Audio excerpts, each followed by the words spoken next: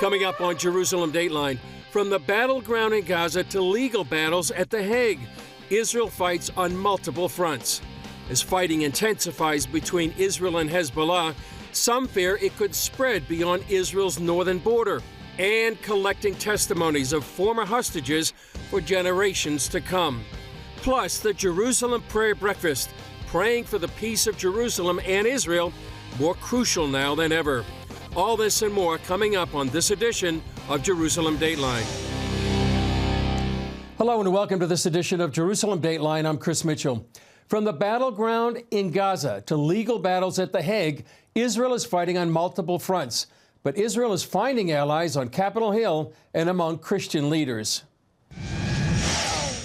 Despite international condemnation, Israeli Prime Minister Benjamin Netanyahu told soldiers that Israel's operation into Rafah, the last major stronghold of Hamas with 4 battalions, will go on and is crucial. The battle in Rafah is critical. It's not just the rest of their battalions, it's also their oxygen pipes for escape and resupply. This battle, of which you are an integral part, is a battle that decides many things in this campaign.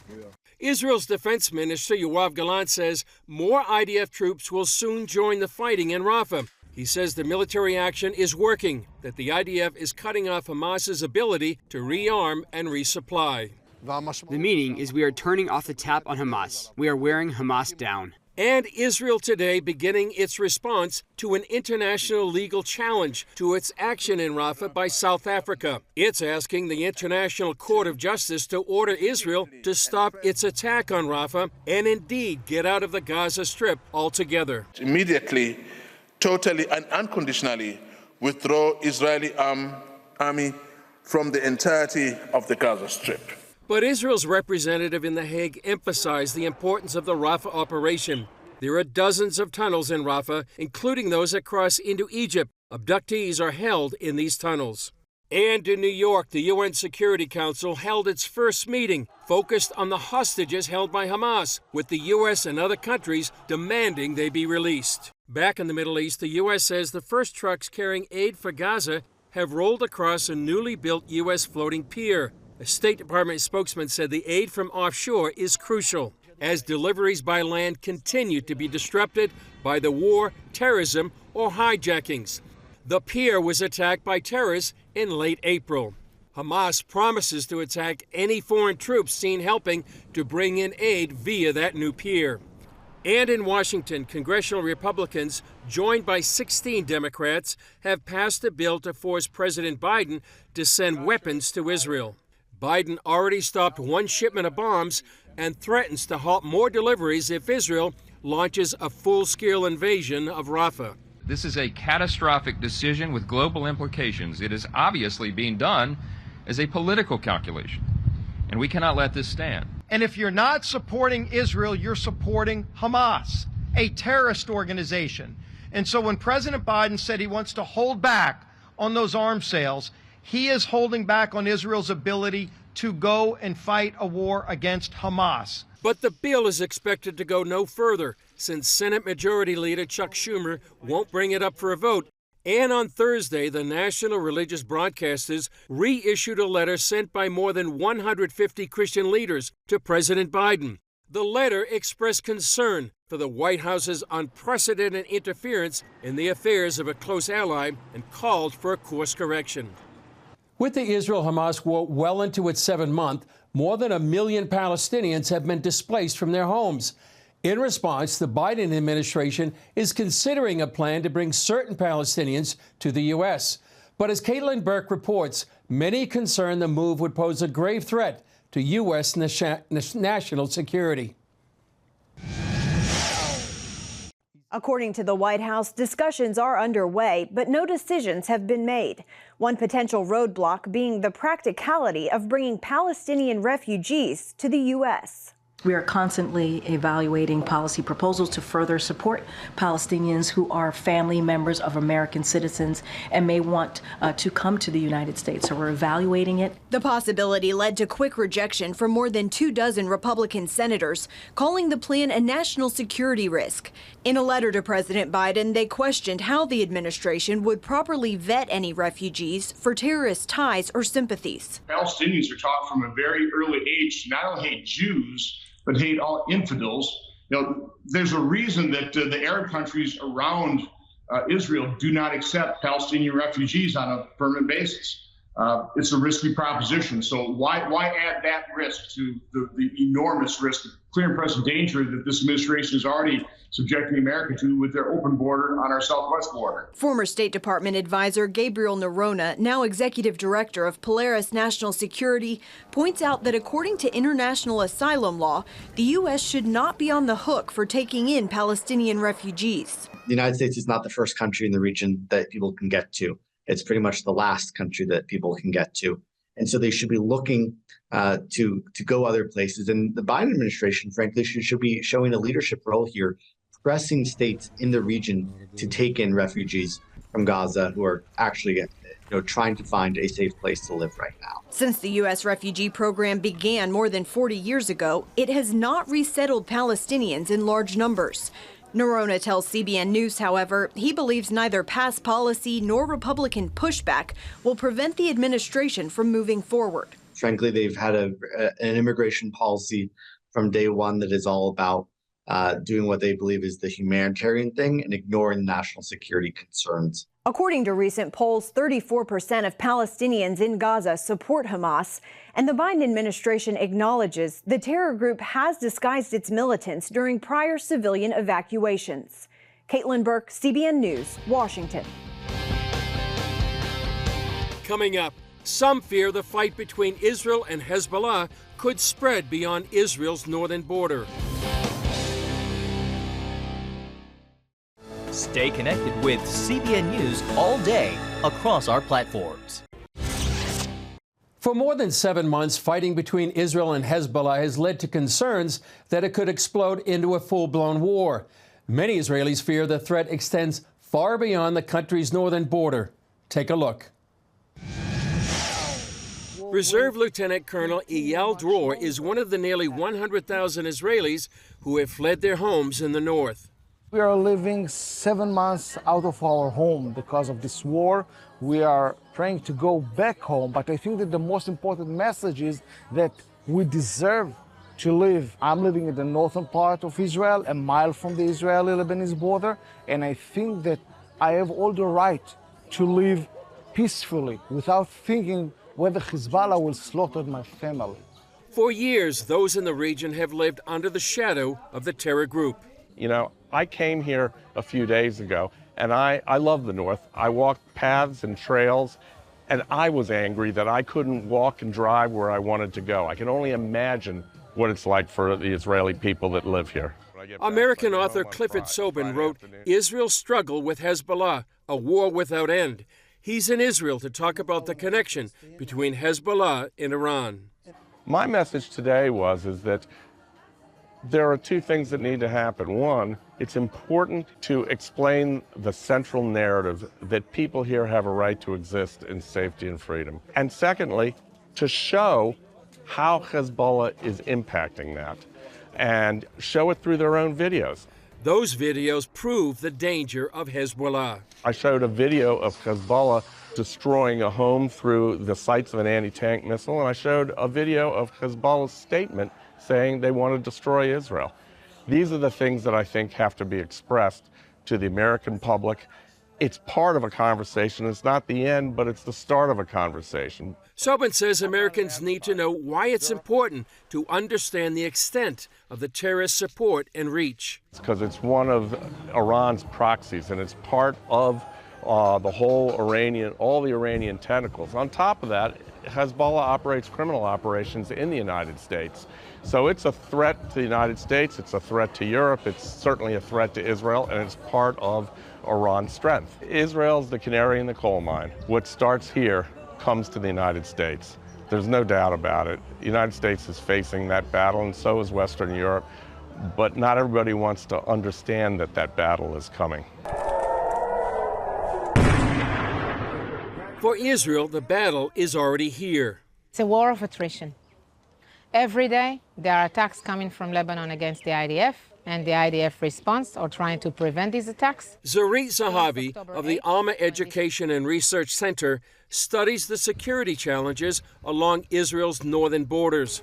Since October 7th, Hezbollah has fired almost 1,700 rockets, missiles, and anti-tank weapons against Israel. Like if I'm trying to describe the relationship between Iran and Hezbollah, Iran is the international company, huge company, and Hezbollah is one of the senior CEOs of this company. So Iran listens to its most senior CEO, to its needs, to its recommendations, but eventually Iran is the boss. Iran is providing Hezbollah with the munition, the ideology, and the money, and eventually once Iran gives the order, Hezbollah will be there. Zahavi points out why Hezbollah is a much more formidable enemy than Hamas. The fire, meaning rockets and drones and missiles, is 10 times more than Hamas. More than 200,000 different types of artillery like that. With Radwan brigades, this is the commando units of Hezbollah. They are not only trained for an invasion and occupying communities, they had done so in Syria. They are experienced in that. And the tunnels that you've seen in Gaza exist the same way in Lebanon. We asked her about the likelihood of all-out war. To tell you the truth, every morning when I wake up, I ask the same question, where this is going, because we want to see the people coming back to their homes, and we don't know how. It is clear to us that the capabilities of Hezbollah cannot remain the same. Something needs to be done. IDF will have to take care of that. I'm not sure that it would be an all-out war, but it should be more than what is happening now.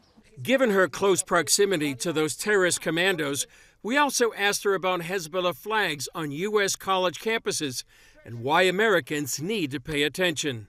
Because you're next, in one sentence. That's it.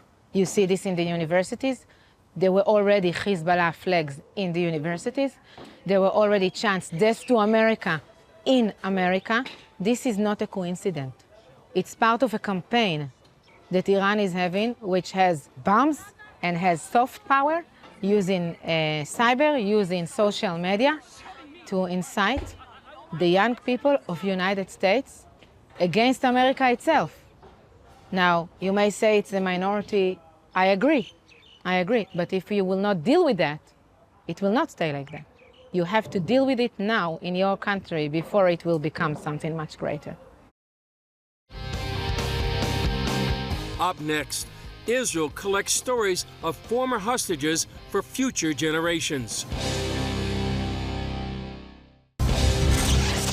Israel has launched an ambitious project to collect testimonies of all those kidnapped on October 7th to have an historical record for future generations. CBN Middle East correspondent Julie Stahl brings us that story.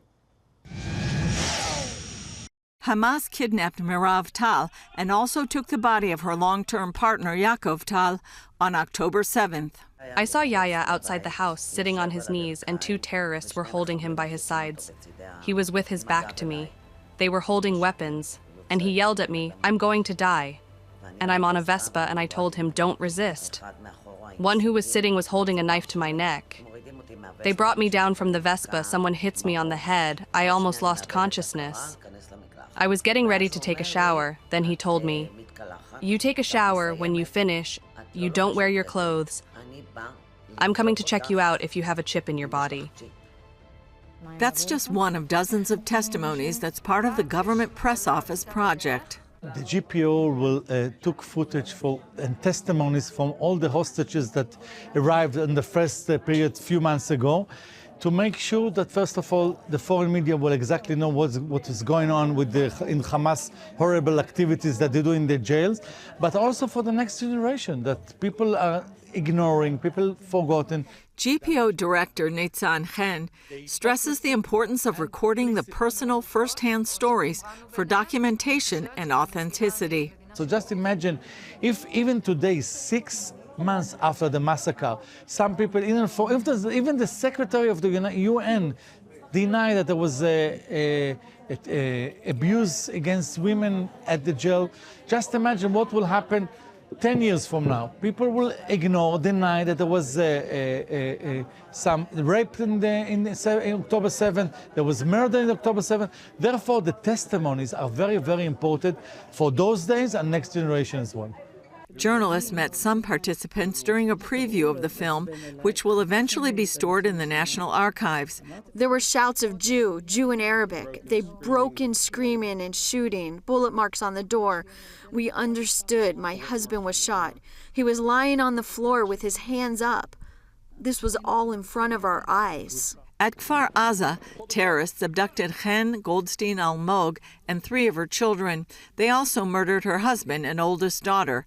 Then I ran to check on Yam, and I see that she was shot in the face, and I just saw this for a few seconds. It was a shocking sight. Something got opened right here, and blood was coming out of her head. Such a convulsion. She was half passed out. I was simply stunned, in shock, and I was asking myself, is what I'm seeing right now really happening? Malki Shem Tov is the father of 21-year-old Omer, still a hostage after being kidnapped from the Nova Festival. I saw him already more than 7 months. I terribly miss him. And if he hear me, I want to tell him that we do everything to bring him back home. Him and all the other hostages. Omer, just wait for us. 70-year-old Louis Har, kidnapped along with his friend Fernando Simon Marman, has a different story.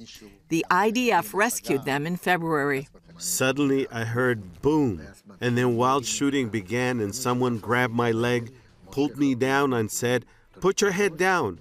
He said, "Luis, we are the IDF. The IDF. We came to take you home." From that moment, that's it. I was in their hands. It gave me so much confidence. Louis told CBN News the most important priority is to bring the hostages home. We didn't lose our hope, and I hope that no one here loses his hope, because this is the last thing that needs to happen. We need to be strong in order to do everything to bring the hostages home. He says being in captivity convinced him that belief in coexistence just is impossible. Many of the captors said to me, they don't think we should be here. There shouldn't be a land of Israel. There should only be Palestine. That says that we don't have a partner for peace because they teach their children this from the time they're born. They only value hatred, to buy a weapon, and to kill the Jews. That's what they know. Moshe Or's brother, Avi Natan, was kidnapped along with his girlfriend, Noah Argamani, whose mother has terminal brain cancer. Moshe hopes the free world will pressure Hamas in any way possible to free the hostages, because not doing so sends a dangerous message. What will the terrorists all over the world will see and learn? They will learn that by taking hostages, civilians hostages, they can have benefits or earn something in the political field. Imagine yourself what will happen in terrorists in the USA. They will try, okay, if they will want to get something in the political field, they will take hostages. With more than 130 hostages still in Hamas captivity, the issue remains a top priority for Israel. Julie Stahl, CBN News, Jerusalem. Still ahead, praying for the peace of Jerusalem and all of Israel, more crucial now than ever.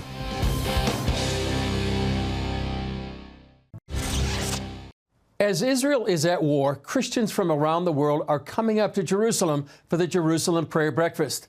I spoke with founder Albert Wexler about the upcoming event and how important it is to pray for the peace of Jerusalem and Israel at this time. Albert Wexler, great to be with you again here, talking about the Jerusalem Prayer Breakfast that you helped found. Tell us about this upcoming one here in Jerusalem, which is actually the first one in Jerusalem since October 7th. Thank you, Chris, for having me.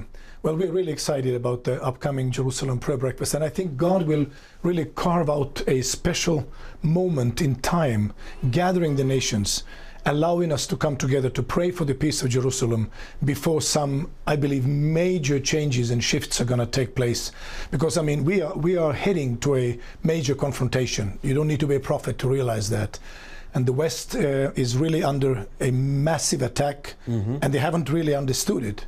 But I think this is something that we're going to be seeing in this coming time. So there's never been better time to come to Jerusalem and pray.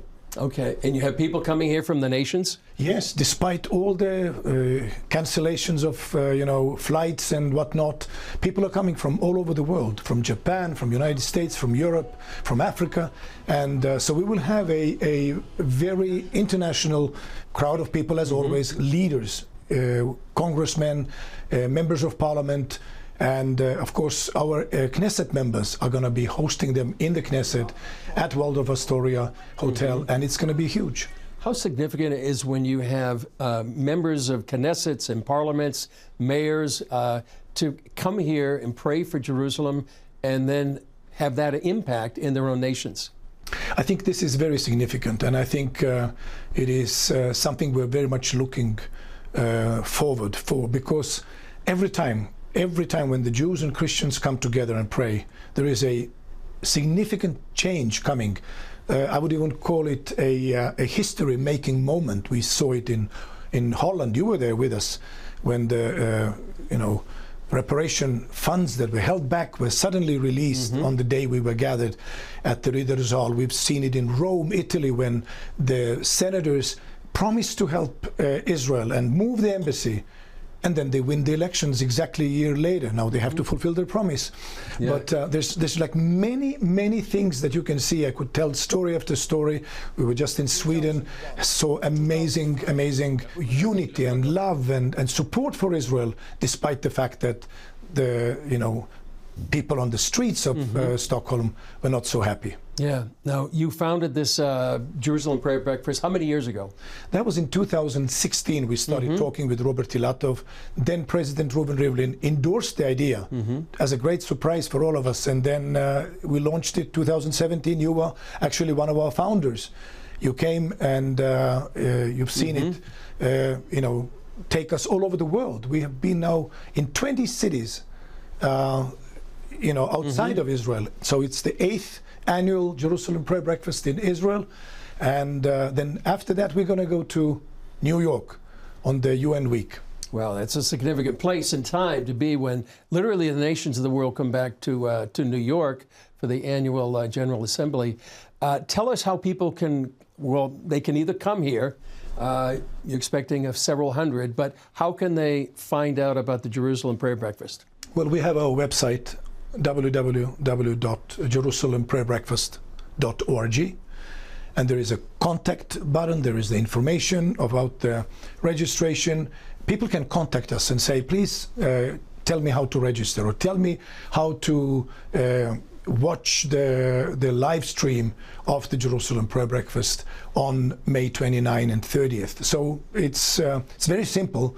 It's just to click on contact. And final question, Albert, how important is it to be praying for the peace of Jerusalem at this time? Chris, there's never been a more important time to pray for the peace of Jerusalem. We are at war. Our boys are dying in Gaza, and there is a front in the north, in the south. There can be some more fronts open up. Iran just attacked us with 350 projectiles, and you see God protected us from any direct hits. So is it the time to pray for peace of Jerusalem? I think it is. I think so too. Albert Brexel, thanks for joining us, and look forward to the Jerusalem Prayer Breakfast. Thank you, Chris. Really appreciate you having me. Another prayer initiative is coming up on Sunday, May 19th. We spoke with Tony Perkins, president of the Family Research Council, about Pray For and Stand With Israel Sunday. We're encouraging congregations, just take a few minutes. You don't have to do the whole service. Some are. I'll be preaching a message on why we must pray for and stand with Israel. But others may just take a few minutes to pray. And so we're encouraging churches to do that. In fact, if they're listening to this, they can find out more by texting Israel to 67742. That's Israel to 67742. Or go to prayandstand.com and get more information about how their church can be a part of this. If you would like to hear the entire interview with Perkins, you can go to pray.com and look for Dateline Jerusalem with Chris Mitchell. Well, that's all for this edition of Jerusalem Dateline. Thanks for joining us. Remember, you can follow us on social media, and you can access CBN content through our CBN News and other CBN apps.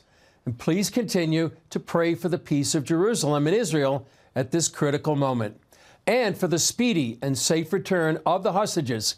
Here are some of the names to pray for: Sasha Trofano, Leary Ilbag, Alexander Danzig, Matan Angritz, Almog Sarusi, Omer Shemtov, Avi Natan, and Noah Argamani. I'm Chris Mitchell. We'll see you next time on Jerusalem Dateline.